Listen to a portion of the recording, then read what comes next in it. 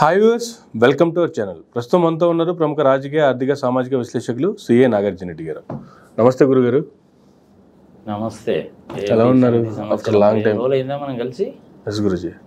జనాలందరూ నాకు అదే పనిగా మెసేజ్లు పెడుతున్నారు. ఏమిటి సార్ ప్రపంచవ్యాప్తంగా ఇంత జరుగుతుంది, ఆ ట్రంప్ గారు పుతిన్ గారు ఏదో మాట్లాడుకున్నారంట, మధ్యలో జెలెన్స్కీ గారు ఏమో వదిలేశారు, వాళ్ళు బేరసారాలు, పాకిస్తాన్ వ్యవహారం ఏంటి, అదేదో ట్రైన్లో ఉన్నటువంటి వాళ్ళని చేశారంట, ఏంటి వీటి గురించి ఏమి మీరేం చెప్పడం లేదు ఏమిటండి అని అడిగారు.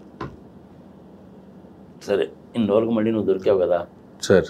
సరే, కానీ ఏ టాపిక్ కావాలి నీకు? ఉక్రెయిన్ వార్కి సంబంధించి ఏం చెప్తారు సార్? అసలు 24th 2022లో స్టార్ట్ అయినటువంటి వారు అంతకుముందు నుంచి ఉన్నప్పటికీ కూడా ఆ రోజు నుంచి ఉధృతమైంది. అసలు ఆ వార్కి సంబంధించి ఏం చెప్తారు? ఇప్పటి వరకు నడుస్తూనే ఉంది గత 3 సంవత్సరాలుగా. చెప్పింది కరెక్టే సార్. 22వ తారీఖు ఫిబ్రవరి 2022, సారీ 14వ తారీఖు ఫిబ్రవరి 2022 నుంచి బాగా ఉధృతంగా అయింది. 24th నుంచి. మరి అంతకుముందు ఎప్పుడు మొదలైంది? అప్రాక్సిమేట్లీ 20వ తారీఖు ఫిబ్రవరి 2014 నుంచే మొదలైనట్టు లెక్క, ఒక రకంగా చెప్పాలంటే. ఓకే, సరే, ఇంకో 30-40 సంవత్సరాలు పోయిన తర్వాత వికీపీడియాలో కానీ దాంట్లో కానీ ఇంకో దాంట్లో కానీ ఏ డేట్లు రాస్తారనేది మనం చూద్దాం. But as on today this the thing. ఈ యుద్ధం ఎవరికి మధ్య? ఉక్రెయిన్కి రష్యాకి కదా. ఒకప్పుడు ఉక్రెయిన్ అనేటువంటిది యూనియన్ ఆఫ్ సోవియట్ సోషలిస్టిక్ రిపబ్లిక్స్లో ఒక భాగం, మన స్టేట్. అది మన 1990లోనో 91లోనో అనుకుంటాను, సబ్జెక్ట్ టు కరెక్షన్.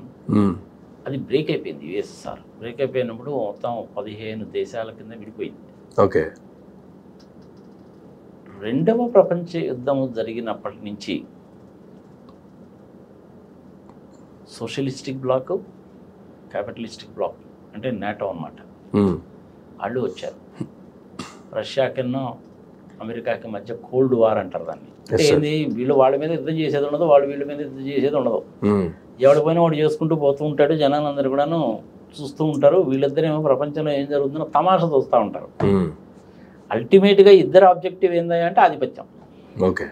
భూమి మీద ఆధిపత్యం, నీటి మీద ఆధిపత్యం, గాలిలో ఆధిపత్యం, శూన్యములో ఆధిపత్యం. నువ్వు ముందా నేను ముందా, అది వాళ్ళిద్దరి మధ్య. అది కోల్డ్ వార్. నిజంగా యుద్ధాలంటే ఏం జరగల. రెండో ప్రపంచ యుద్ధం తర్వాత ఎక్కడ యుద్ధాలు జరగలేదు, అయిపోయింది. ఓకే. ఇప్పుడు జర్మనీని తీసుకున్నాం అనుకో, ఈస్ట్ జర్మనీ, వెస్ట్ జర్మనీ అని ఉండేవి. గోడ కోలగొట్టేశారు, బెర్లిన్ వాళ్ళని కొలాప్ చేసేసారు, 2 జర్మనీలు కలిసిపోయినాయి. అది బాగానే ఉంది. సోవియట్ రష్యా దగ్గరికి వచ్చేసరికి విడిపోయింది. 1947లో అఖండ భారతం అని చెప్పి ఈ మధ్యకాలంలో ఏదైతే మన మోడీ గారు వీళ్ళు అంటున్నారో, అఖండ భారతం అనేటువంటిది కూడా విడిపోయిందిగా. కేవలం మత ప్రాతిపదిక మీద బ్రిటిష్ వాళ్ళు దేశాన్ని విడగొట్టారు. అది దాంతో మనకి ఇప్పటికి కూడా మనం ఇబ్బందులు పడతానే ఉన్నాం. ఎనీహో, ఆ విషయం గురించి తర్వాత వద్దాం. ప్రస్తుతానికి ఈ విషయానికి వస్తే, అసలు వాళ్ళిద్దరి మధ్య యుద్ధం ఎందుకు వచ్చింది? వ్యాపార సంబంధాల మూలకంగా, వ్యవసాయ సంబంధాల మూలకంగా, భాష, సంస్కృత, లాంగ్వేజా, ఎడ్యుకేషనా, ల్యాండా, రిసోర్సెస్, దేని మూలకంగా వచ్చింది?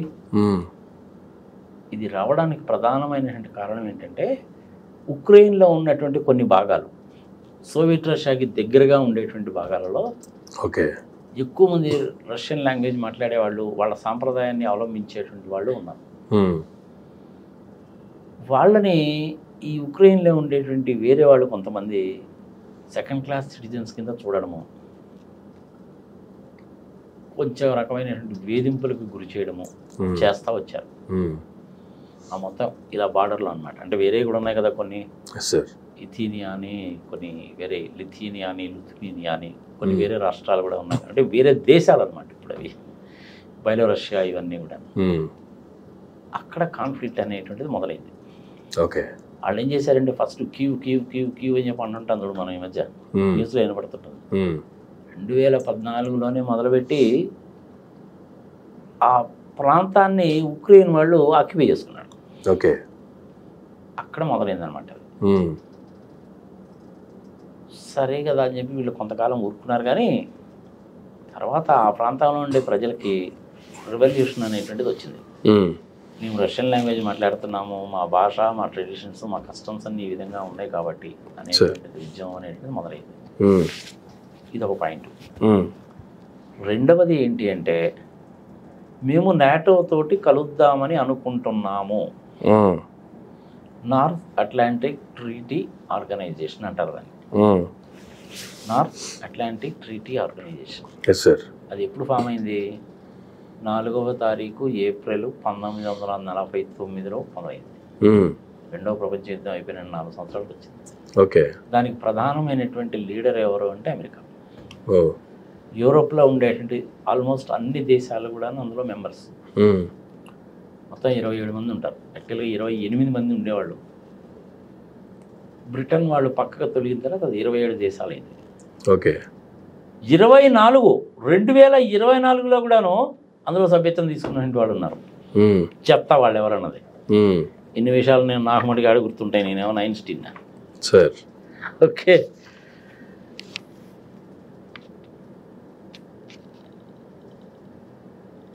అంటే కావాలంటే మీరు కట్ చేసి పెట్టుకోవచ్చులే. కానీ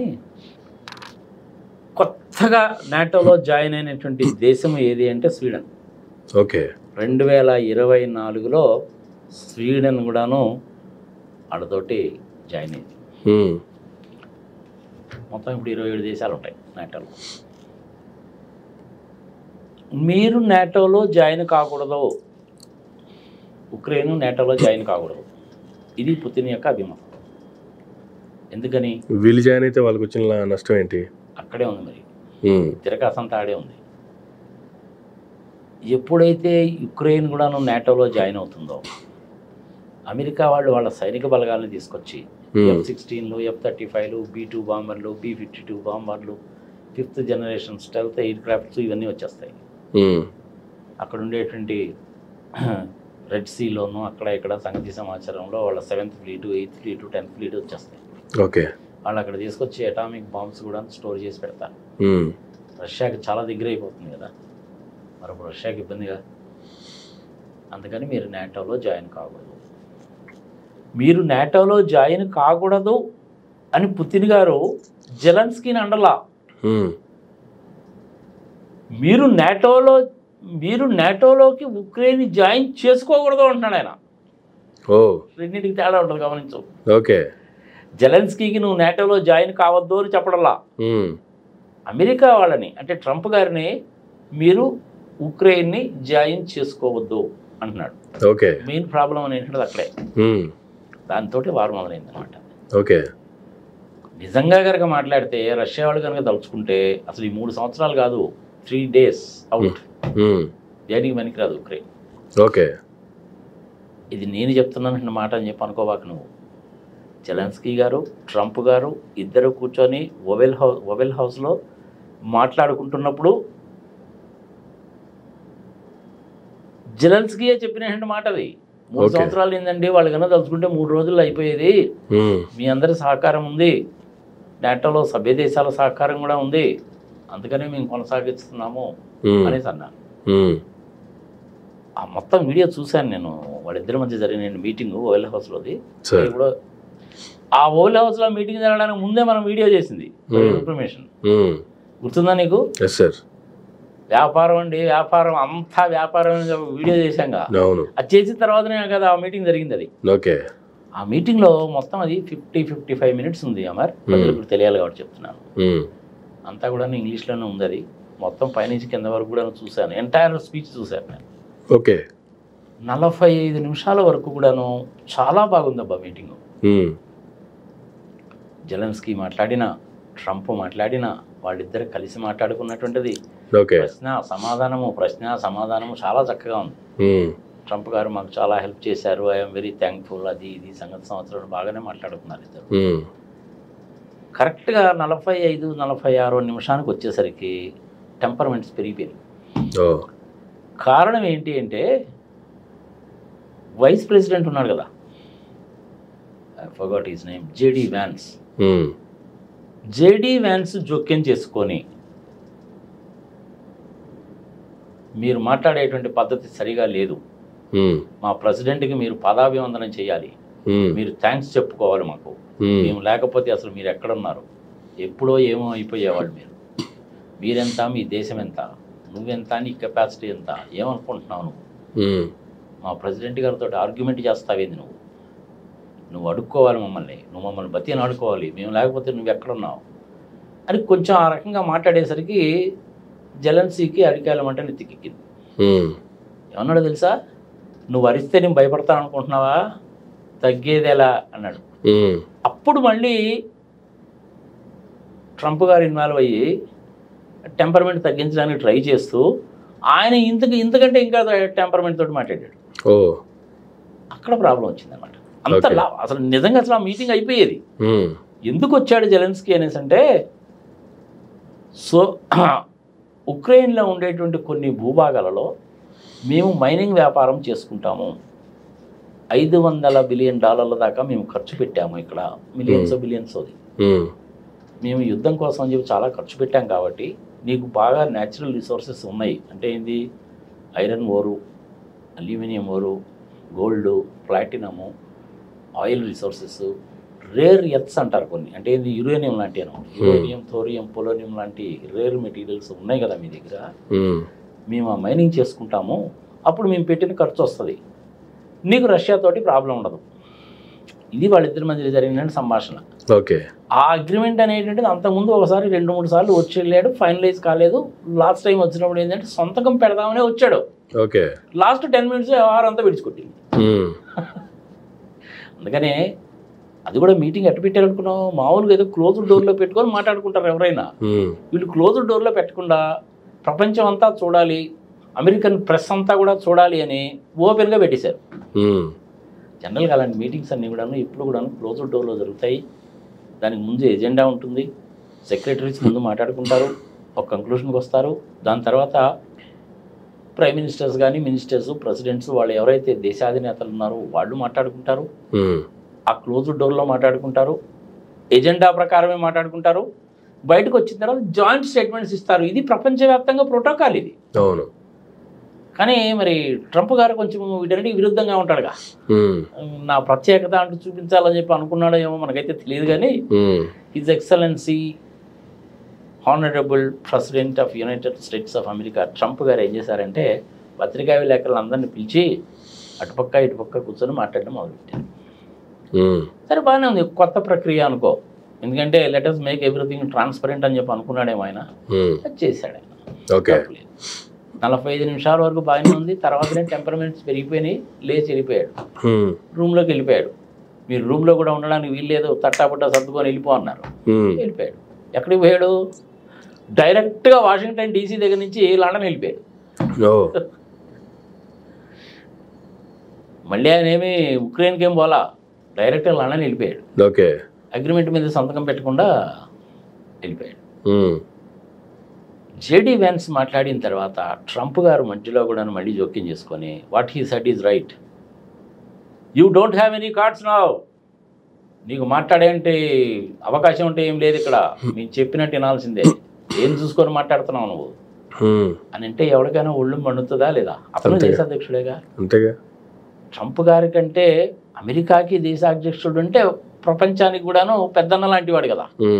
మరి పెద్దన్న దగ్గర ఎలా మాట్లాడాలి అంటే, తక్కువగా ఉన్నటువంటి వాడు తక్కువగానే మాట్లాడాలి. తప్పేదైనా కనుక మాట్లాడంటే క్షమించండి అని అడగాలి, నాకు ఇది కావాలండి అని అడగాలి. ఈ నార్మల్ సాంప్రదాయం ఇది. లీగాలిటీస్ తీసి పక్కన పెట్టు, మొరాలిటీస్ దృష్టిలో మాట్లాడుకుంటాం అయినా కానీ మామూలే కదా.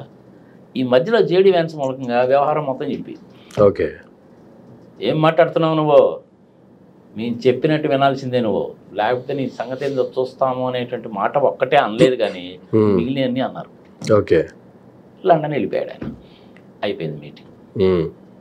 ట్రంప్ గారు ఎలక్షన్ క్యాంపెయిన్ చేయడానికి ముందు దగ్గర నుంచి కూడాను, ప్రెసిడెంట్ క్యాంపెయిన్ చేస్తున్నప్పుడు కూడాను 3 మాటలు గట్టిగా చెప్పేవాడు.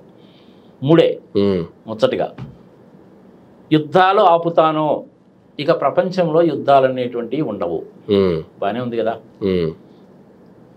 వీసాలని సరళీకృతము చేస్తాను అని నేను చెప్పలేదానే, కఠినతరము చేస్తాను, ఇల్లీగల్గా ఉండే వాళ్ళని మటుకు మెడబెట్టుకు గింటేస్తానని చెప్పాడు. ఈ 2 చెప్పాడు. 3వది టారిఫ్స్ విధిస్తాను. ఈ 3 చెప్పాడు. 3 చేయడం మొదలుపెట్టాడు. అందులో ఫస్ట్ ఏంటి, యుద్ధాలు ఆపుతారన్నాడు కాబట్టి ఇది మొదలుపెట్టాడు. సైమిల్టేనియస్గా మిగిలిన 2 కూడా మొదలుపెట్టాడు. టారిఫ్ వేయడం కూడా మొదలుపెట్టాడు. టారిఫ్ వేయడం దాని గురించి ఇంకో వీడియోలో చేసుకుందాం. వీసాల గురించి కూడా ఇంకో వీడియోలో చేసుకోవచ్చు. సో ఇది జరిగింది. దాని తర్వాత అనేక పరిణామాలు అనేటువంటివి చోటు చేసుకున్నాయి. ఇప్పుడు నాటో సభ్య దేశాలకి సైన్యం అంటూ ఉండదు మరి. ఓకే, నాటో సభ్య దేశాలకి సైన్యం అంటూ ఉండదు. అందులో ఏంటి, Germany, France, Poland, Hungary, then Switzerland, Sweden, Austria, Denmark, ఇంకా లిథూనియా. అంటే లిథూనియా లాంటి కొన్ని దేశాలు అనేటువంటిది ఒకప్పుడు యుఎస్ఎస్ఆర్లో పార్ట్గా ఉండేవి. వీళ్ళందరూ కూడా ఆ 27 మంది కూడా సభ్యులు. అదంతా నాటో గ్రూపు. ఓకే, ఇటు పక్కకు వచ్చేసరికి ఏమైందంటే సోవియట్ రష్యా, అంటే రష్యా అనాలి ఇప్పుడు, రష్యా, చైనా, నార్త్ కొరియా, వీళ్ళ ముగ్గురే. మరి ప్రపంచంలో మిగిలినటువంటి దేశాల సంగతి ఏమిటి అనేసి అంటే ఉన్న ఫ్యాక్ట్ చెప్పాలంటే ఎవడు స్వార్థం ఆడిది. ఓకే, దాని స్వార్థం అని కూడా మన అన్నానికి వీల్లేదా మరి. నేను నా దేశము, నా దేశం యొక్క సౌభాగ్యము, నా దేశ ప్రజలు, నా దేశ ప్రజల యొక్క రక్షణ, నా అభివృద్ధి అని ఎవడైనా అనుకుంటాడా లేదా? అంతేగా. ట్రంప్ గారు కూడా అలాగే అనుకున్నారు, తప్పేం లేదు కదా, తప్పేం లేదు. జపాన్ వాళ్ళు కూడా అలాగే ఆలోచిస్తారు, ఇండియా వాళ్ళు అలాగే ఆలోచిస్తారు. ఈవెన్ చిన్న చిన్న దేశాలు, సౌత్ ఆఫ్రికా లాంటి చిన్న దేశాలు కావచ్చు, అభివృద్ధి చెందిన దేశాలు, జాంబియా, జింబాబ్వే, ఇంకా చిన్న దేశాలు కూడా చాలా ఉంటాయి. కొన్ని దేశాల పేర్లు అయితే మనకు తెలియని కూడా తెలియదు అసలు ఒకసారి. వాళ్ళు కూడా అలాగే ఆలోచిస్తారు. దేశ నాయకుడు అనేటువంటి వాడు స్వార్థపరుడు కావచ్చు, కరప్టెడ్ ఫెలో కూడా కావచ్చు, అవినీతి పరుడు కూడా కావచ్చు, ప్రజల సొమ్ముని దోచుకునేవాడు కూడా కావచ్చు. కానీ 1-2 ప్రిన్సిపల్స్లో మటుకు జాగ్రత్తగానే ఉంటారు. దేశ రక్షణ, కొంతవరకు అభివృద్ధి, ఈ రెండింటిలో మటుకు కాంప్రమైజ్ కాదు. ఓకే, ప్రపంచంలోని ఏ దేశమైనా తీసుకో, ఎన్ని సంవత్సరాల వెనక్కి వెళ్ళైనా హిస్టరీ తీసుకో, ఆ 2 విషయాల్లో మటుకు కాంప్రమైజ్ గారు. యంగ్స్టర్స్ గుర్తుపెట్టుకోవాలి ఇది. ఏంటవి? కాంప్రమైజ్ కాదు, దేశ రక్షణ కాంప్రమైజ్ కాదు, అభివృద్ధి కొంతవరకు కాంప్రమైజ్ కాదు. అన్నిటికంటే ముందేమైంది అంటే నా దేశము, నా దేశ పౌరులు వాళ్ళని రక్షించడం, ఇది ఫండమెంటల్ ప్రిన్సిపల్. ఎవరైనా చేస్తారు అది. ఇక అభివృద్ధి, సంక్షేమ పథకాలు, ఇంకా 6 ప్యాకులు, పాడు, పచ్చిబదలు, పెండా కూడా there is the next thing అది. సో ఆ విషయంలో ట్రంప్లో కొన్ని మంచి లక్షణాలు ఉన్నాయి, కొన్ని దారుణమైన లక్షణాలు ఉన్నాయి, అన్ని రకాలైన లక్షణాలు ఉన్నాయి. ఈ నాటోలో ఉండే దేశాలన్నిటికీ ఎవరికి కూడా సైన్యం లేదు. వాళ్ళందరికీ రక్షణ కల్పించేటువంటిది అమెరికానే. మరి అమెరికా వాళ్ళకి ఖర్చు అవుద్దిగా, అంతేగా, అవునా కదా? అదే ట్రంప్ గారు అడుగుతున్నాడు. మీకు సైన్యం లేదు, మీరు సైన్యం మీద ఖర్చు పెట్టే పని లేదు, నా దేశంలో ప్రజలు కట్టేటువంటి ట్యాక్స్లో నుంచి మీ దేశాలకు రక్షణ కల్పించడానికి కోసం అని చెప్పి నేను సైన్యాన్ని మెయింటైన్ చేస్తున్నా. నా సైనికులు కొంతమంది మీ దేశంలో ఉన్నారు, నా మిలిటరీ ఎక్విప్మెంట్ మీ దేశంలో ఉంది, నా ఆయుధాలు మీ దేశంలో ఉన్నాయి, అవన్నీ తయారు చేసి ఇక్కడ దాకా ట్రాన్స్పోర్ట్ చేసి మీ దగ్గర పెట్టింది మీ రక్షణ కోసమే. అది కూడా నేను మిమ్మల్ని ఏం అడగలేదు, మీరు అడిగితేనే నేను చేశా, మీ అందరూ సభ్య దేశాలు. ఈ బాధ్యత పెద్దన్నగా నా భుజస్కంధాల మీద పెట్టారు కాబట్టి నేను ఇన్నాళ్ళు మోస్తున్నాను. ఇప్పుడు నా దేశ పరిస్థితి కూడా అంతంత మాత్రంగానే ఉంది కాబట్టి మీరు ఈ ఖర్చులో భాగాను భరాయించాలి అని ట్రంప్ అంటాడు. ఓకే, దానికోసం ఏమన్నాయంటే మీరు ఇక మీద మీ దేశానికి సంబంధించిన బడ్జెట్స్లో 2% నుంచి 5% మీ జీడిపి లేదా మీ బడ్జెట్లో డబ్బులు కేటాయించి ఆ డబ్బులు నాకు ఇవ్వండి, నేను మీ దేశాన్ని పరిరక్షిస్తాను, మీ దేశాలని. ఈ యూరోపియన్ దేశాలకు అక్కడ రిఫ్ట్ వచ్చిందనమాట. వీళ్ళు ఏమంటారంటే 1949లో పెట్టినప్పుడు నువ్వు మాకు ఈ సంగతి చెప్పలేదు కదా, అందరం కలిసి చేద్దామన్నారు, బాగానే ఉంది కదా అని చెప్పి కలిసాము, మీరు రక్షిస్తానన్నారు కాబట్టి మేము ఒప్పుకున్నాము, మాకు రక్షణ వ్యవస్థతో పెద్ద అవసరం లేదులే అనుకున్నాము, ఏదో మినిమం నామకే వస్తే మాత్రం పెట్టుకున్నాము, ఇప్పుడు ఏంటి మీరు డబ్బులు అడుగుతారు అని వీళ్ళకు ఒళ్ళుమడింది. ట్రంప్ వైపు నుంచి ఆలోచిస్తే ఆయనది న్యాయమే, వీళ్ళ వైపు నుంచి కనుక ఆలోచిస్తే ఈ ఏడుపేదో నువ్వు మొదట్లోనే 1949లోనే కనుక చెప్పుంటే మేము అప్పటి నుంచి మా సైన్యాలను డెవలప్ చేసుకునే వాళ్ళం కదా, ఇప్పుడు మా మీద అంటావేందని వీళ్ళు అంటారు, వీళ్ళు చెప్పేది న్యాయమే. అంతే కదా. అసలు ఎవరిది న్యాయమో ఎవరిది అన్యాయం అనేది నువ్వు అడగడం ఏంది, నేను చెప్పడం ఏంది, అది వాళ్ళకి సంబంధించిన విషయం. కానీ వీళ్ళిద్దరి మధ్య వచ్చినటువంటి ఈ డిస్ప్యూట్ అనేటువంటిది ప్రపంచం మొత్తాన్ని కూడా తలకిందులు చేసే పరిస్థితికి వచ్చింది. అందరం ఆలోచించాల్సిన పరిస్థితి వచ్చింది, ఒక సామాన్య మానవుడు కూడా ఆలోచించుకోవాల్సిన పరిస్థితికి వచ్చింది. ఇప్పుడు ఈవెన్ చాట్ బట్టి వాడు కానీ మిరపకాయల బజ్జీలు వేసుకునేవాడు కానీ హైదరాబాద్ కానీ రాజమండ్రి కానీ గోదావరి కానీ వైజాగ్ కానీ ప్రతి ఒక్కడు కూడా ఇప్పుడు చర్చ ఏమైపోయిందంటే ఇది చివరికి ఏమవుతుంది మన సంగతి ఏంది మన మోడీ ఏం చేస్తాడు, మన చంద్రబాబు నాయుడు ఏం చేస్తాడు, మన స్టాలిన్ ఏం చేస్తాడు, మన సిద్ధరామయ్య ఏం చేస్తాడు, మన రేవంత్ రెడ్డి ఏం చేస్తాడు, ఇది చర్చ అయిపోయింది అనమాట. అందుకని ప్రజలకు కూడా తెలియాలిగా. సో ఇది నాటో సంగతి. అది ఓవల్ హౌస్లో జరిగిన మీటింగ్. లండన్ వెళ్ళిపోయాడు, మీటింగ్ పెట్టాడు అక్కడ. వాళ్ళు మేము 10,000 మంది బలగాలను నీకు ఇస్తాం, మా యుద్ధ విమానాలను కూడా మీకు ఇస్తామని చెప్పారు. జర్మనీ వాళ్ళు అదే చెప్పారు, ఫ్రెంచ్ వాళ్ళు అదే చెప్పారు, పోలాండ్ వాళ్ళు అదే చెప్పారు, అందరూ అదే చెప్పారు. అదే చెప్పేసరికి ఏమైందంటే జెలెన్స్కీకి అమెరికా వాళ్ళు లేకపోతే ఏమైంది, అబ్బో నాకు ఇంతమంది ఉన్నారు కదా, నేను దుమ్ము దులిపేయచ్చు, నేను ఉతికేయచ్చు అనుకున్నాడు ముందు. కానీ వాళ్ళు యూరోపియన్స్ ఎంత తెలియగల వాళ్ళు అంటే, ఇక్కడ దీన్ని జియో పాలిటిక్స్ అంటారు. చాలా విచిత్రంగా ఉంటాయి ఇవి. నేను మీ దేశానికి రక్షణ కల్పిస్తున్నాను, మీరేం వర్రీ కావాల్సిన పని లేదు, రూపాయి ఖర్చు పెట్టాల్సిన పని లేదు అని అమెరికన్స్ చెప్పి 1949లో నాటో ఏర్పాటు చేసినప్పుడు అయితే పిచ్చిపండు కదా అమెరికన్స్, మన సైన్యం ఏంటి చేసే పని లేదంట, మన డబ్బులు బాగా మిగులుతున్నాయిగా, ఇదేదో బాగానే ఉంది అని చెప్పి ఒప్పుకున్నారు. ఎన్నాళ్ళ నుంచి జరిగిపోయింది. ఎప్పటి నుంచి 1940 దగ్గర నుంచి 49 దగ్గర నుంచి ఈ రోజు వరకు ఆల్మోస్ట్ 73-74 ఇయర్స్ వీళ్ళ తెలివితేటలు అయ్యి. ఏంటది, సైన్యం మీద మనం డబ్బులు ఖర్చు పెట్టే పని లేదు, మన మీదకి ఎవడన్నా కనుక యుద్ధానికి వస్తే అమెరికా వాడు మనకు రక్షణ కల్పిస్తారు. ఆహా భలే ఉందండి ఈ బేరం, అదే చౌక బేరం అనమాట. అదేదో మన కనుక తెలుగు సినిమాలో ఉంటుంది చూసావు, బాలే మంచి చౌక బేరము అన్నట్టుగా ఏదో బాగానే ఉందని చెప్పి వీళ్ళు సంతోషపడ్డారు. వాళ్ళు అమెరికా వాళ్ళు ఏమనుకున్నారంటే, వచ్చేనా చచ్చేనా, రష్యాకి నాకు మధ్య కోల్డ్ వారే కదా, ఇంకా ఆటమామలు గేటమామలు అంటే ఏదో అంటాం కానీ తయారు చేసేది ఉండదు, చచ్చేది ఉండదు. ఒకవేళ తయారు చేసినా కానీ ఎక్కడో పెట్టెలో పెట్టుకోవడం కానీ ఎవడి మీద వేసేది ఉండదుగా. కానీ నేనైతే ఆయుధాలు తయారు చేసి వీళ్ళందరికీ అమ్మొచ్చుగా, అది వాడి వ్యాపార నైజం. తయారు చేశాడు. F-35లో నువ్వు 10 కొనుక్కో, నువ్వు 20 కొనుక్కో, నువ్వు 30 కొనుక్కో, నీకు 5 పంపిస్తున్నాను అన్నాడు. ఉండనేలేబ్బా ఏమైంది 10గా అంటున్నాడని చెప్పి వీళ్ళు కొనుక్కున్నారు. అది అమెరికా వాడి వ్యాపార నైజం. యూరోపియన్స్ ఆలోచన ఏంటి, సైన్యం మీద ఖర్చు పెట్టలేదు కాబట్టి మనం అభివృద్ధి కార్యక్రమాల మీద ఖర్చు పెట్టుకుందాం, ఇది వీడి తెలివి. అక్కడ అమెరికా వాళ్ళదేమో ఆ తెలివి. చివరికి ఇది ఏమైంది, బతుకు బస్ స్టాండ్ అయిపోయింది. ఇప్పుడు ఎవరి కారణాలు వాళ్ళకే ఉన్నాయి, ఎవరి దేశ ప్రయోజనాలు వాళ్ళకే ఉన్నాయి. కానీ ఇక్కడ ఉక్రెయిన్లో గత 3 సంవత్సరాలుగా ఉద్రిక్తమైనటువంటి వార్ నడుస్తుంటే అమెరికా బ్యాక్ ఎండ్లో సపోర్ట్ చేసింది అనుకుందాం. కానీ ఇక్కడ వీళ్ళకంటూ ఈ దేశానికంటూ ఖర్చులు ఉండవా? పోనీ ఇక్కడ చనిపోయిన వాళ్ళ పరిస్థితి ఏంది, వీళ్ళ ఆర్థిక స్థితిగతుల సంగతి ఏంది, వీటికి ట్రంప్ గారు చెప్పే సమాధానాలు ఏంది? ఏమీ ఉండవు. అలాంటివన్నీ ఏమి ఎక్స్పెక్ట్ చేయబాక. ట్రంప్ అనేటువంటి వ్యక్తి కట్రోట్ బిజినెస్ పర్సనాలిటీ. నేను నా వ్యాపారము అంటే, నేను అంటే నా దేశం అనమాట, నా దేశము నా వ్యాపారము, ఈ వ్యాపారంలో నాకు లాభం ఎంత వచ్చింది అంతే. ఎవడెట్టపోతే నాకెందుకు. ఏదో అడుక్కు తినే వాళ్ళకి కనుక మనం 5 రూపాయలు 10 రూపాయలు దక్షిణ వేసినప్పుడు అప్పుడప్పుడు వేస్తుంటారు అనమాట. ఏది యుఎస్ ఎయిడ్ అని పెట్టి ఏదో చేస్తూ ఉంటారు, అంతేగాని అంతకు మించి ఉండదు. ట్రంప్ అనేటువంటి వ్యక్తి కట్ త్రోట్ బిజినెస్ పర్సనాలిటీ.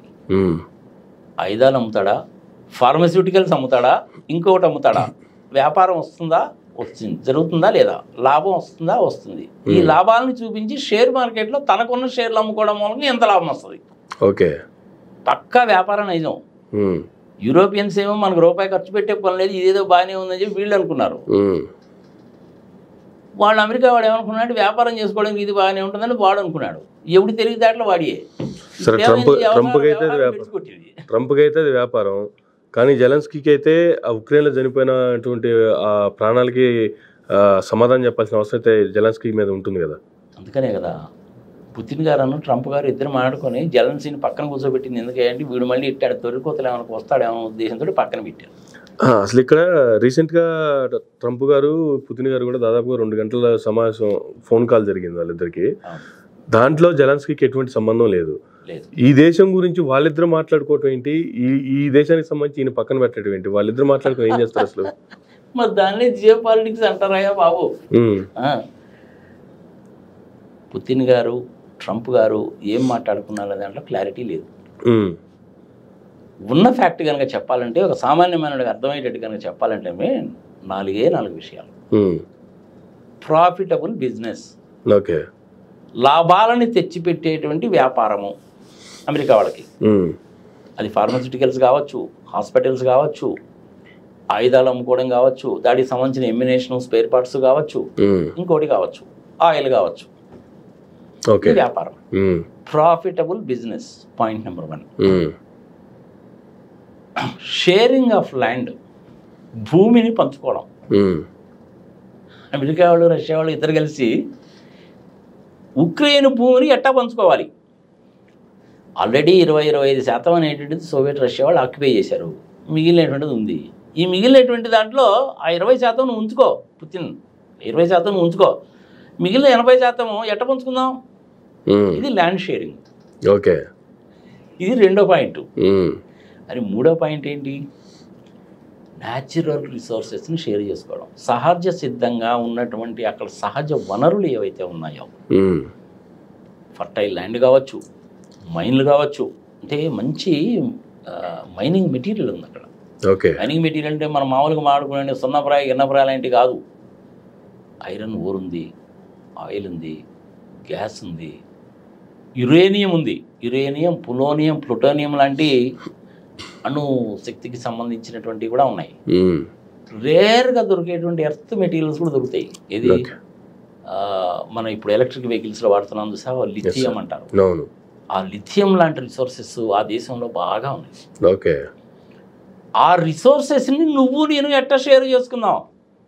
అసలు యుద్ధానికి గల కారణం కూడా ఇదేనా? మన ఇద్దరం షేర్ చేసుకోవాలంటే దీని మీద యుద్ధం రావాలి, అతను మన దగ్గర కాళ్ళ దగ్గరికి రావాలి, మనం చెప్పినట్టు వినాలి. ఇది అసలు పాయింట్. ఇది జనాలకు అంత తొందరగా అర్థం కాదుగా. కానీ జెలెన్స్కీ పాయింట్ ఇది. మరి ఇంకా 4వ పాయింట్ ఏందయ్యా బాబు అంటే పవర్. ఓకే, మన ఇద్దరం చేతులు కలిపి ఆడిని ఎత్తి మీద చేయి పెడదాం, ఆడిని పాతాళానికి తొక్కేద్దాం.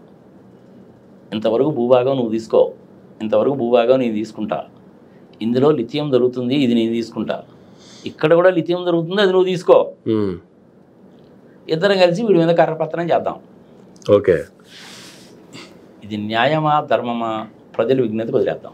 మళ్ళీ ఒకసారి చెప్తున్నా, ఆర్థిక పరమైనటువంటి విషయాలు అంటే ఏంది, లాభాలు వచ్చే వ్యాపారం చేద్దాం. ఆ దేశానికి సంబంధించిన భూమిని పంచుకుందాం, ఆ భూమిలో దొరికేటువంటి విలువైనటువంటి ఖనిజాలని పంచుకుందాం. ఈ 3 పనులు జరగాలంటే మన ఇద్దరం చేతులు కలిపి వాడి మీద పెత్తనం చేయాలి. ఇది 4వది. ఇది న్యాయమా ధర్మమా ప్రజల విజ్ఞతకు వదిలేద్దాం.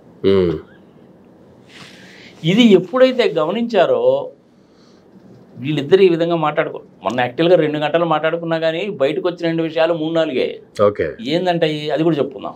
3-4 విషయాలే.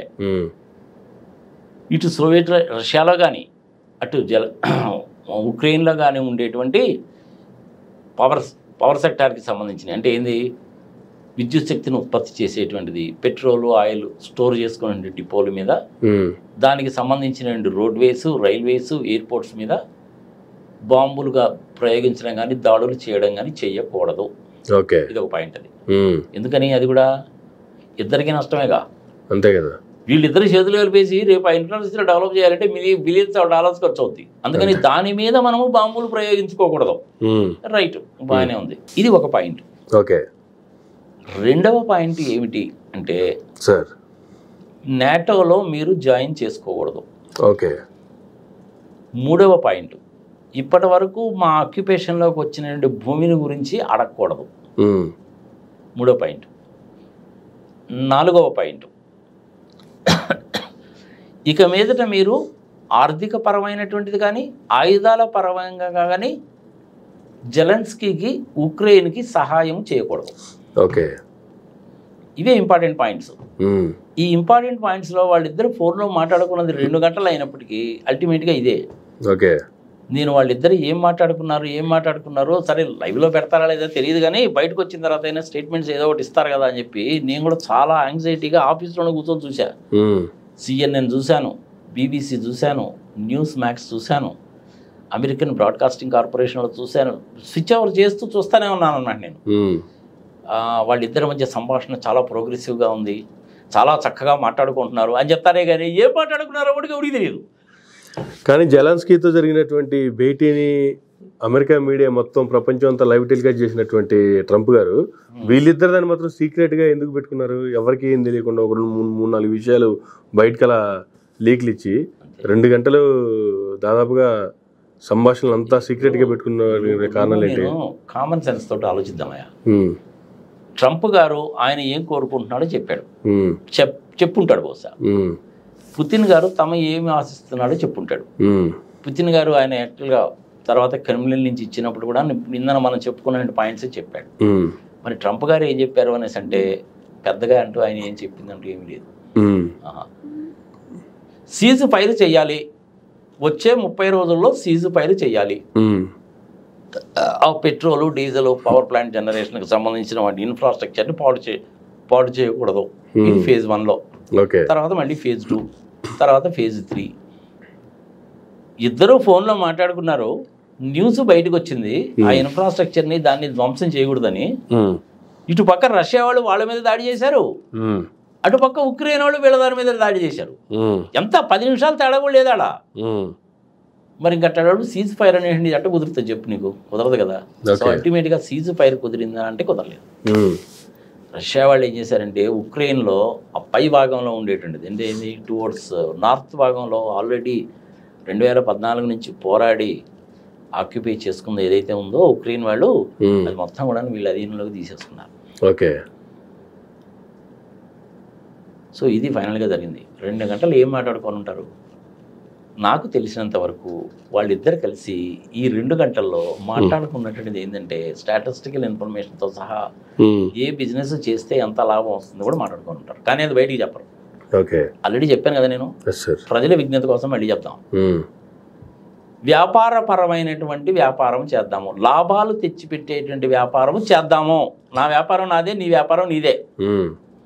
ఇదొక పాయింట్. అమెరికా వాళ్ళకి లాభం ఏంటి? స్టాక్ మార్కెట్ పెరుగుతుంది, డాలర్ బాగా స్టెబిలైజ్ అవుతుంది, ఎవడూ నోరెత్తి మాట్లాడు. అమెరికాలో పరిశ్రమలు బాగా డెవలప్ అవుతాయి. అక్కడ ఉండేటువంటి టెస్లా లాంటి వాళ్ళకి, అందులో ఎలాన్ మస్క్ బాగా క్లోజ్ కదా, ఆయన టెస్లా కారు కదా, ఆ టెస్లా కార్కి బ్యాటరీస్ కనుక కావాలంటే లిథియం కావాలి. లిథియం అనేది అక్కడ దొరుకుద్ది. నేను కొంత లిథియం తీసుకుంటాను, నువ్వు కొంత లిథియం తీసుకో. ఇది వ్యాపారం. ఓకే. లాభాలని తెచ్చిపెట్టేటువంటి వ్యాపారము ఇరు దేశాలకి. ఇది ఒక పాయింట్ మాట్లాడుకొని ఉంటారు. అదే జెలెన్స్కీ ఏముందా బాబు, ఏంది సగభాగం నువ్వు కలుపుకో, మిగిలిన సగభాగం అనేటువంటిది వాడు అలాగే ఉంటాడు. వాడు సావేదో వాడు తస్తుంటాడు. ఏదో దేశం కింద ఒక మొక్క కింద అలా వాడు ఉంటుంది. ఇప్పుడో ఎలక్షన్లు వస్తున్నాయి, తీసి అవతల పారేసి మనకు కావాల్సిన వాళ్ళని తెచ్చుకుందాంలే. ఓకే. ఇది భూమి పంపిణీ ఇద్దరి మధ్య. ఇది కూడా చెప్పుకున్నాగా. 3వది ఏంటంటే న్యాచురల్ రిసోర్సెస్ ఉన్నాయి, అది ఎట్లా పంచుకుందాం. 4వది ఏంటంటే మన ఇద్దరం కలిసి వీడిని ఎత్తి మీద భస్మాసురం అస్తం పెట్టేద్దాం. ఆడదామని ఆడైపోతాడు, మనకి ఎందుకు వచ్చిందా, నీకు నాకు తగాది ఎందుకు, ఏమయ్యా పుతిన్ నీకు నాకు తగాది ఎందుకు అంటే, అవునండి ట్రంప్ గారు మీరు చెప్పింది కరెక్టే, మీరు ఇప్పుడు చెప్పడం ఏందండి, ప్రెసిడెంట్ కాక ముందు నుంచి చెప్తున్నారు, అంతకుముందు ప్రెసిడెంట్ అయినప్పుడు కూడా మీరు అదే అన్నారు, ఇప్పుడు యుద్ధాలు వద్దని ఇంకా గట్టిగా చెప్పారు. యుద్ధాలు చేయడం వల్ల ఏం ఉపయోగం ఉండదండి, ఏం ఉపయోగం ఉండదు. ఇంతకాలం ఎక్కడ యుద్ధాలు జరగలేదు, ఇప్పుడు యుద్ధాలు జరిగినాయి. మీ దగ్గర ఉన్నటువంటి విమానాలు ట్యాంకులు ఎమ్యునేషన్ అంతా అయిపోయింది, నా దగ్గరది అయిపోయింది. ఇంక ఇప్పుడు వేరే వ్యాపారాలు చేసుకుందాం, ఆయిల్ వ్యాపారం చేసుకుందాం, ఈ న్యాచురల్ రిసోర్సెస్ని ఉపయోగించి ఆటోమొబైల్ ఇండస్ట్రీని డెవలప్ చేసుకుందాం, అట్లాంటివి చేద్దామండి. రైట్ అండి పుతిన్ గారు మీరు చెప్పింది చాలా బాగుందండి. మరి నేను చెప్తుంది, నేను మొదటి నుంచి చెప్తుంది అదే కదండి అంటాడు పుతిన్. యాక్చువల్గా నిజంగా కంటే పుతిన్ చాలా తెలియగలడు. యుద్ధాలు ఆపేస్తానన్న ట్రంప్ గారు బానే ఉంది. ఇంక యుద్ధాలు లేనప్పుడు మళ్ళీ ప్రతి దేశం వాళ్ళ జీడిపిలో కావచ్చు, లేదంటే వాళ్ళ బడ్జెట్లో కావచ్చు 2% మళ్ళీ అమెరికా కేటాయించాల్సిన అవసరం ఉంది. ఇంక ఇద్దరు రాకపోతే ఇంక సైన్యంతో పనే ఉంది. వాడిని దుంపదగ్గర నువ్వేదా రామాయణం అంతా చెప్పిన తర్వాత సీతకు రాముడు ఏమవుతాడని అడిగినట్టు అడుగుతావు. వ్యాపారం స్వామి, వ్యాపారం. అమెరికా వాళ్ళు ఆయుధాలు తయారు చేయాలా, ఎమ్యునేషన్ తయారు చేయాలా, బాంబులు తయారు చేయాలా, B-52లు, F-35లు ఇవన్నీ తయారు చేయాలి కదా. ఇవి తయారు చేస్తేనే అక్కడ ఎంప్లాయ్మెంట్ వస్తుంది, ఇక్కడ తయారు చేస్తేనే అక్కడ ఉద్యోగాలు వస్తాయి, అవన్నీ తయారు చేస్తేనే వాళ్ళకి ట్యాక్స్లు వస్తాయి, ఇలా అన్ని వస్తాయి. ఓకే. అమెరికాలో ఫార్మాస్యూటికల్ ఇండస్ట్రీ వాళ్ళు ఒకళ్ళను ఈ ఆయుధాలు తయారు చేసి అమ్మే వాళ్ళు ఎంత ప్రెషర్ ఉంటుందంటే ప్రెసిడెంట్ మీద మామూలుగా ఉండదు. అంత ప్రెషర్ ఉంటుంది. మరి వ్యాపారం కావాలిగా. పుతిన్ అన్న ఆయన మాట్లాడుకున్నది కూడా వ్యాపారాన్ని గురించే కదా. అందుకని మరి ఇప్పుడు ఆయుధాలు తయారు చేసి అమ్మాలంటే ఎవరికి అమ్మాలి? యూరోపియన్ కంట్రీస్కి అమ్మాలి. అందుకని చెప్పి అది స్ట్రాటజీ. వాళ్ళకి సొంతగా ఇండస్ట్రీ ఉందంటే లేదు. అమెరికాలో 100 ఉంటే ఈ యూరోప్లో ఉండేటువంటి 27-28 దేశాలు కలిపి అందరు కలిపి కూడా 2-3 కంటే లేవు. ఓకే. ఫ్రాన్స్ వాళ్ళు కొంచెం గట్టిగా ఉన్నారు మ్యాక్రాన్, ఎందుకంటే వాళ్ళు న్యూక్లియర్ ఎనర్జీలో ఎక్స్పర్ట్స్, ప్లస్ వాళ్ళకి మిరేజెస్ మ్యానుఫ్యాక్చరింగ్ ఉంది. మిరేజెస్ 2000 మన ఇండియన్ ఎయిర్ ఫోర్స్లో కూడా ఉన్నాయి. మిరేజెస్ 2000 రాఫెల్ యుద్ధ విమానాలు మనకు తెలిసినాయి కదా, వాళ్ళ దగ్గర ఇట్లాంటివి ఉన్నాయి. ఓకే. అణుశక్తితోటి నడిచేటువంటి ఓడలు ఉన్నాయి, సబ్మెరీన్స్ ఉన్నాయి. వాళ్ళకున్నాయి. యూకే వాళ్ళకున్నాయి, ఇంగ్లాండ్ వాళ్ళకున్నాయి, కానీ మిగిలిన దేశాలకు లేవు. ఓకే. ఈ పోలాండ్, హంగరీ, ఆస్ట్రియా, స్వీడన్ ఈ దేశాలకు ఏమి లేవు. అందుకని వీళ్ళందరూ ఏంటంటే వీడు దుంపద వీడేంద్ర బాబు ఇట్ట మాడతాడు, ఇప్పటికే చాలా తప్పు చేసినట్టున్నాం మనం, వాళ్ళని డబ్బులు కట్టమన్నాడు. మీ దేశాలను ఇంతకాలం నేను పరిరక్షించాను కాబట్టి మీరు నాకు డబ్బులు కట్టండి అన్నాడు. ఎప్పటి నుంచి కట్టాలి? 1949 దగ్గర నుంచి ఇచ్చారు కాబట్టి ఆ సంవత్సరం నుంచి లెక్కేసి డబ్బులు కట్టమని తడిసి మోపిడి అవుతుంది వాళ్ళకి. సరే ఆ డబ్బులు కట్టించుకుంటే కడతారేమో, కానీ తర్వాత ఏమంటాడు మళ్ళీ ఎవరి ఇంత పే చేయమంటాడుగా. అందుకని మీ బడ్జెట్లో నుంచి 2% నుంచి 5% మీరు రక్షణకి కేటాయించాల్సిందే. అంటే ఆ 2 నుంచి 5% వరకు నాకు ఇవ్వండి అనే అర్థం. అక్కడ కూడా నీతో ఎందుకు వచ్చిన బాధలారా బాబు అని వాళ్ళందరూ చేశారంటే ఇండిపెండెంట్గా సైన్యాన్ని డెవలప్ చేసుకోవడం అనేది మొదలుపెట్టారు. అది జరిగింది. జెలెన్స్కీ ఏమనుకున్నాడంటే లండన్ వెళ్ళి లండన్తో మాట్లాడి తర్వాత మళ్ళీ ఆయన యూకే వెళ్ళి ఆయన మళ్ళీ ట్రంప్ గారితో మాట్లాడి యూకే ప్రైమ్ మినిస్టర్ ఈ జర్మన్ మ్యాక్రాన్ వెళ్ళి మాట్లాడి సంగతి సమాచారం ఇవన్నీ కూడా 20 రోజుల్లో జరిగినాయి. అల్టిమేట్గా వచ్చిన కంక్లూషన్ ఏందిరా బాబు అంటే ఇందులో చెప్పిన 4. అది ఎవరి మధ్య? ట్రంప్ మధ్య, పుతిన్ మధ్య. మరి ట్రంప్ గారి కన్ను ఇటుపక్క ఈ నాటో దేశాలకి సంబంధం ఏందిరా బాబు అంటే సంబంధాలు చెడిపోయినాయి. ఇంక ఇప్పుడు నాటో అనేటువంటిది ఉండదు, బ్రేక్ అయిపోతుంది. జర్మనీ వాడికి సైన్యం ఉంటుంది, ఫ్రెంచ్ వాడికి సైన్యం ఉంటుంది, కానీ మరి చిన్న చిన్న దేశాలు ఉన్నాయి, మరి వాళ్ళ సంగతి ఏంది పాపం? ఇప్పుడు పోలాండ్ లాంటి దేశాల సంగతి ఏంటి? అవి చిన్న దేశాలు, అవి ఇప్పుడు వాళ్ళ బడ్జెట్లో నుంచి కేటాయించి వాళ్ళ సైన్యాన్ని డెవలప్ చేయాలంటే అన్ని కూడా మళ్ళీ ఎవరి దగ్గర నుంచి కొనాలి? అమెరికా దగ్గర నుంచో రష్యా దగ్గర నుంచో కొనాలి. మరి ఇద్దరికి వ్యాపారమే కదా. నేను అదేగా చెప్తుంది, లాభాలు తెచ్చిపెట్టే వ్యాపారము అది. ఇప్పుడు వీళ్ళు 27 దేశాలు ఏం చేయాలి? సైన్యాన్ని డెవలప్ చేసుకోవాలి. సైన్యాన్ని డెవలప్ చేసుకోవాలి, వాళ్ళ దగ్గర ఏమీ లేదు. వాళ్ళు చచ్చినట్టు మళ్ళీ అమెరికా దగ్గర నుంచి కొనుక్కోవాలి. మరి అమెరికా వాడికి వ్యాపారమేగా. యుద్ధం మొదలు పెట్టడానికి ముందు వ్యాపారం, యుద్ధం జరుగుతున్నప్పుడు వ్యాపారం, రేపు యుద్ధం ఆగిపోయిన తర్వాత కూడా మళ్ళీ వ్యాపారమే. ఇప్పుడు చెప్పుకున్నాం మనం ఈ సంగతి. 28వ తారీఖు ఫిబ్రవరి నువ్వు నన్ను అడిగినప్పుడు చెప్పుకున్నాం. పెట్టావు కదా, నువ్వే టైటిల్ పెట్టావు కదా దానికి. వ్యాపారం అంటే అంతా వ్యాపారమే అని పెట్టావుగా. మరి మీటింగ్ జరిగిన తర్వాత తేలిన వారం అదేగా. ఇంతవరకు చెప్పుకుంటే ప్రజలకు సరిపోద్ది అనుకుంటాను. ఇంత మీన్ వైల్ ఏమైందంటే చైనా వాళ్ళు ఆచితూచి సైలెంట్గా ఊరుకున్నారు. ఉత్తర కొరియా వాళ్ళు ఒక 10,000 పర్సన్స్ని పంపించారు. అది కూడా ఎందుకు పంపించారు? సోవియట్ రష్యాలో అడిగారు కాబట్టి. దానికి ధీటుగా ఇంగ్లాండ్ వాళ్ళు మేము కూడాను 10,000 పీపుల్ సైన్యాన్ని పంపిస్తూ ఉన్నారు. ఎంతమంది చచ్చిపోయారు ఎవరి లెక్క వాడదే. 4 లక్షలు అంటారు, 7 లక్షలు అంటారు, 6 లక్షలు అంటారు. ఇవన్నీ కూడా స్టాటిస్టికల్ ఫిగర్స్ అన్నీ కూడా ఫైనల్గా కానీ రావు మనకి. ఇప్పటికి కూడా 2వ ప్రపంచ యుద్ధంలో ఎంతమంది చచ్చిపోయారో నాకు తెలియదా? తెలియదు. ఎట్టని తెలుస్తుంది? అది సవాలు గుప్పటి తప్పలుగా పేరుపోయి ఉంటాయి. అందుకని ఒక ఎస్టిమేటెడ్ ఫిగరే కానీ కరెక్ట్ ఫిగర్ మటుకు ఉండదు. సో ఇంత జరిగిన తర్వాత ఇటు ట్రంప్ గారు కానీ ఆ పుతిన్ గారు కానీ ఇద్దరు 2 గంటలు మాట్లాడుకున్నప్పుడు నాలాంటి వాళ్ళు ఎంతో ఆతృతగా ఎదురు చూసినా చివరికి తేలిన వారం ఏందయ్యా అంటే ఏమీ లేదు. మళ్ళీ ఒకసారి చెప్తున్నా, యుద్ధము జరగడానికి ముందు, యుద్ధము జరుగుతున్నప్పుడు, రేపు యుద్ధం నిజంగానే 100% సీజ్ ఫైర్ అయిపోయిన తర్వాత కూడా పరిస్థితి ఏమిటి అంటే వ్యాపారం. అది కూడా ఏంటి? లాభాలు తెచ్చిపెట్టేటువంటి వ్యాపారము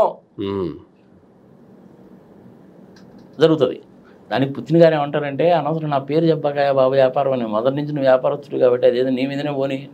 సరేలే పుతిన్ అలాగే చేస్తాను, పోనీలే మంచి పేరు చెడ్డ పేరు నాకే వచ్చినా కానీ పర్లేదు, కానీ ఇద్దరికీ ఉపయోగంగా లాభాలతో కూడిన వ్యాపారం. సరే నువ్వు ఆల్రెడీ 20% ఆక్యుపై చేసుకున్నావు, అది కూడా తీసేసుకున్నావు కానీ నువ్వు ముంచేసుకోక. ఇది ల్యాండ్ షేరింగు, రిసోర్సెస్ షేరింగు. నీకు అవి కావాలి, నాకు అవి కావాలి, ఇద్దరు కలిసి చేసుకుందాము. ఆల్రెడీ ట్రంప్ చెప్పాడు కదా, నీ యుద్ధం కోసం నేను అంత ఖర్చు పెట్టాను కాబట్టి నాకు ఆ ల్యాండ్ ఇచ్చేయి. మీ దేశాలను రక్షించడం కోసం నేను అంత ఖర్చు పెట్టాను కాబట్టి మీ అందరు కలిసి నాకు ఇంత ఇవ్వండి. కట్ త్రోట్ బిజినెస్ అబ్బా. అమ్మో, ప్రపంచంలో మళ్ళీ జనాలందరూ కూడాను నిన్ను నన్ను ఆడిపోసుకుంటారేమన్నా బుద్ధేని ఏం చేద్దామంటావు ఇద్దరం కలుద్దామండి ఏముంది భస్మాసురుడు వస్తాం పెడితే నోరెత్తి మాడుకుని ఉంటాడు వాడు ఏం చేస్తాడంటే వాడే కావాలంటే ఏదో ఎలక్షన్లో మామూలుగా ఏదో ఎలక్షన్లో ఏదో పెట్టేసి వాడిని దింపేసి మనకు అనుకూలమైన తెచ్చుకుందాంలే నీకు నాకు మన ఇద్దరు మాట ఇన్నేవాళ్ళు తెచ్చుకుందాంలే ఇది వాళ్ళిద్దరు 2 గంటల్లో మాట్లాడుకుంది ఇంతకంటే ఏమి లేదు స్టేట్మెంట్ మటుకు గ్రాండ్గా అలాగా ఇస్తారనమాట ఇవన్నీ ఏంటంటే అందుకని నేనేమంటానంటే ఈ జియో పాలిటిక్స్లో ఎలా ఉంటుందంటే మనకి టీవీలో కనపడేటువంటిది చర్చల్లో జరిగేటువంటిది అంతా కూడాను స్క్రీన్ మీద కనపడుతుంటుంది ఆన్ ద స్క్రీన్ అది that is all together different అది ఓన్లీ ఏదో కంటి తుడుపు తప్ప దేని పనికిరాదు so on the screen only for I witness I washing కోసం బ్యాక్గ్రౌండ్ స్క్రీన్లో జరిగేది ఏందా అంటే అది మీరు కనుక గ్రీన్ మ్యాట్ పెట్టినట్టు అనమాట బ్యాక్గ్రౌండ్ స్క్రీన్లో జరిగేది ఏందా అంటే ఈ 4 విషయాలే అంతే 4 స్తంభాలు అనమాట ఇవి కారకులు ఎవరాయా బాబు అంటే ఇద్దరే మరి పాపం జెలెన్స్కీ సంగతి ఏమిటి వాడిని ఆల్రెడీ పిచ్చోడు చేశారు వాడేవో పాపం నాకు లండన్ పోయాను ఆయన అన్నాడు జర్మనీ ఆయన అన్నాడు మెర్కార్ అన్నాడు ఫ్రెంచ్ అన్నారు అది అన్నారు ఇది అన్నారు ఆహా ఓహో అని చెప్పి ముందు సంకలు కొట్టుకున్నాడు తర్వాత వాళ్ళు ఏం చేశారండి నీ సంగతి దేవుడు గారు బాబు మా కోపం ముంచాడు ఇప్పుడు ఆయన మేము సైన్యాన్ని డెవలప్ చేసుకోవాలంటే మా దగ్గర డబ్బులు ఆడున్నారే బాబు ఆయన అంటాడు నిన్నగాక మొన్ననే జర్మనీలో కొత్తగా వచ్చిన ఛాన్సలరు మనం ఇవన్నీ కనుక చేయాలంటే పని అయితే ఇంకా తప్పు తీసుకోవాల్సిందేనండి అని చెప్పి వాళ్ళు లిమిట్ పెంచుకున్నారు మన ఇండియాలో కనుక FRPM యాక్ట్ ఎలాగైతే ఉందో వాళ్ళకి కూడా అలాంటిదే ఉంది దాంట్లో కూడా సమ్ పర్సంటేజ్ ఉంటుంది అనమాట ఆ పర్సంటేజ్ని పెంచుకున్నారు ఇప్పుడు అది సో ఇప్పుడు నాటో ఇక తీసేయి కర్ర పెత్తనము ఇద్దరు కలిసి చేస్తారు ఇంతకుముందు ఒకళ్ళే చేసేవాళ్ళు ఆధిపత్యము ఇద్దరు కలిసి చేస్తారు ఇంతకుముందు ఒకళ్ళే చేసేవాళ్ళు ట్రంప్ ఏదైతే ఎలక్షన్ క్యాంపెయిన్లో 3 విషయాలు చెప్పాడో ఆ 3 విషయాలు మొట్టమొదటిది ఇది యుద్ధం అయితే ఆగిపోద్ది ఏ రోజు ఆగిపోద్ది అనేది సంగతి మనకు తెలియదు కానీ కొన్నాళ్ళు కంటిన్యూ అవుతుంది ఎప్పుడు ఆగిపోద్ది అనే సంగతి మనకు తెలియదు ఓవెల్ హౌస్లో మీటింగ్ పెట్టినప్పుడు సాక్షాత్తు జెలెన్స్కీనే చెప్పాడు రష్యా వాళ్ళ తప్ప మేము ఎక్కడ తట్టుకుంటామండి 3 రోజుల్లో అయిపోయేవాళ్ళం అండి మేము మీ సహాయం ఉండబట్టే అన్నాడుగా మరి ఈ 3 సంవత్సరాల నుంచి ఏం జరిగింది ఇటు నాటో వాళ్ళు అటు అమెరికా వాళ్ళు సహాయం చేయబట్టే ఉన్నారు కానీ అక్కడ ఆయన అయితే మరి నేను యుద్ధాన్ని ఆపేస్తాను 15 రోజులు ఆపేస్తానని చెప్పి సిటికిలేసి మరీ చెప్పాడు కదా ట్రంప్ గారు మరి ఆయన మాట నెరవేర్చుకోవాలిగా లేకపోతే పొరుగు పోదు ప్రపంచం ముందు అందుకని ఆయన ఏం చేశాడంటే ఎప్పటి నుంచో పుతిన్ అంటే ఆయనకి ఇష్టం కాబట్టి కొత్తలో పెళ్లి చేసుకున్నప్పుడు కూడా ఆయన హనీమూన్ వెళ్ళింది మార్చుకొనే అదొక పెద్ద హిస్టరీ మళ్ళీ అదొక హిస్టరీ మొదటి నుంచి కూడా బిజినెస్ పర్సన్ అందులో రియల్ ఎస్టేట్ బిజినెస్లో ఉన్నాడు పైగా పాలిటిక్స్లోకి వచ్చాడు that is a different thing so అల్టిమేట్గా ఏంటంటే జరిగేది ఇదే ఏమండి నాగార్జున రెడ్డి గారు మీరు ఇంత చేడు చెప్పారు కదా మీరನ್ನು పుతిన్ గారನ್ನು ట్రంప్ గారు మా టెలిఫోన్ మాడుకున్నప్పుడు మీరు ఏదో పక్కనే ఉండి ఎన్నంత లెవెల్లో చెప్పారు ఈయన అది చెప్పాడు ఆయన అది చెప్పాడు ఆయన అది అడిగాడంట ఈయన ఇది అడిగాడంట వాళ్ళిద్దరి మధ్య ఈ విధంగా జరిగిందంట 4 పిల్లర్లంట లాభదాయకమైన వ్యాపారం అంతా భూమి పంపిణీ అంట అని పాడు పచ్చిబదులు ఇంత చేడు చెప్పారు కదండి బాగానే ఉంది మరి మన భారతదేశం సంగతి ఏమిటండి అని ఎవడైనా అనుకుంటాడా లేదా ఎక్కడా నోరెత్తి మాట్లాడకూడదు మనకి ఇటు అమెరికా అయినా అటు రష్యా అయినా ఒకటి మన పాలసీ చూడు మన ఫారెన్ పాలసీ కూడా మొదటి నుంచి కూడా మనము ఇటు రష్యా వైపు లేము అటు నాటోలోనూ లేము అమెరికా వైపు లేను న్యూట్రల్గానే ఉన్నాగా నాన్ ఎలియన్ కంట్రీగానే ఉన్నాగా మనం అప్పుడు ఎట్లా ఉన్నాం ఇప్పుడు అంతే ఉన్నాం రష్యా వాళ్ళన్నా మనకు చాలా విషయాల్లో సహాయం చేశారు కానీ అమెరికా వాళ్ళు ఎప్పుడు చేయలేదుగా పాకిస్తాన్తో యుద్ధం వచ్చినప్పుడు వైజాగ్ దగ్గర మనం చూసినటువంటి ఆ గాజిన్ అనేటువంటిది పాకిస్తాన్ వాళ్ళది రష్యా వాళ్ళేగా డిటెక్ట్ చేసి పేల్చేసింది అదే యుద్ధం జరిగినప్పుడు బ్రిటిష్ వాళ్ళు అమెరికా వాళ్ళు ఇద్దరు కూడా 7th ఫ్లీట్ని అరేబియా సముద్రం దాకా వచ్చి పాకిస్తాన్కి సపోర్ట్గా వాళ్ళకి F-16 లాంటివి కూడా సప్లై చేసి మన దేశం మీద ఎగదోశారుగా దేనికి వ్యాపారం ఇండియా వాళ్ళు ఎనియో అమెరికా వాళ్ళ దగ్గర ఆయుధాలు కొనలేదు రష్యా వాళ్ళ దగ్గర కొనుక్కుంటున్నాడు మరి ఎవరికి అమ్మాలి మనం అందుకని ఇండియాకి పాకిస్తాన్కి మధ్య తగాద పెట్టి వ్యాపారం చేద్దాం అదే F-16 అమ్మారు వాళ్ళ F-16 కొనుక్కొని చివరికి దాని స్పేర్ పార్ట్స్ కూడా డబ్బులు కొనుక్కోవడానికి కూడా డబ్బు లేక చివరికి ఇప్పుడు పాకిస్తాన్ పరిస్థితి ఏందా అంటే ఏదో ఒక రోజు ఆ పాకిస్తాన్లో ఉండేటువంటి వాళ్ళు మన ఇండియాలో ఉండేటువంటి వార్దా గేట్ దగ్గరికి వచ్చి వాళ్ళిద్దరికి గేట్ అక్కడేగా ఉంది మన 2 దేశాలకు మధ్య బడే భయ్యా ముజే భూక్ లగరాయి అనగా తప్పదు పాకిస్తాన్ అడిగి ఏమనాలి బడే భయ్యా ముజే భూక్ లగరాయి మాఫ్ కర్దేవ్ అనగా తప్పదు పాకిస్తాన్ అని. వాళ్ళ పరిస్థితి అదే. ఇప్పటికి కూడా వాళ్ళు ఇంకా ఎగోయిజంగా పోతున్నారు. ఓకే, ఎప్పుడైతే పాకిస్తాన్ వాడు పరిస్థితి ఆ విధంగా ఉందో చైనా వాడు చిన్నగా ఎంటర్ అయ్యాడు. సరే, ఆ ఎపిసోడ్ అనేది ఇంకోటి పెట్టుకున్నాం. ప్రస్తుతానికి ఇంతవరకు చాలు. నీకు ఇంకా ఏమైనా డౌట్స్ ఉన్నాయా? ఇంకేమైనా అడగాలనుకుంటున్నావా నువ్వు? నెక్స్ట్ వేరే వీడియోలో మిగతా కంటిన్యూ చేద్దాం సార్. ఈ వీడియోని ఇక్కడ వరకు ఆపేద్దాం. Thank you sir, thank you very much అండి. ఇదండి పుతిన్ గారి మధ్య కావచ్చు, అలాగే ట్రంప్ గారి మధ్య కావచ్చు 2 గంటల ఫోన్ కాన్వర్జేషన్ సంబంధించి నాగార్జున రెడ్డి గారు ఇచ్చినటువంటి విశ్లేషణ. ఇది ఈనాటి. మరో గంటలో మళ్ళీ కలుద్దాం. చూస్తున్నానండి మైరా మీడియా.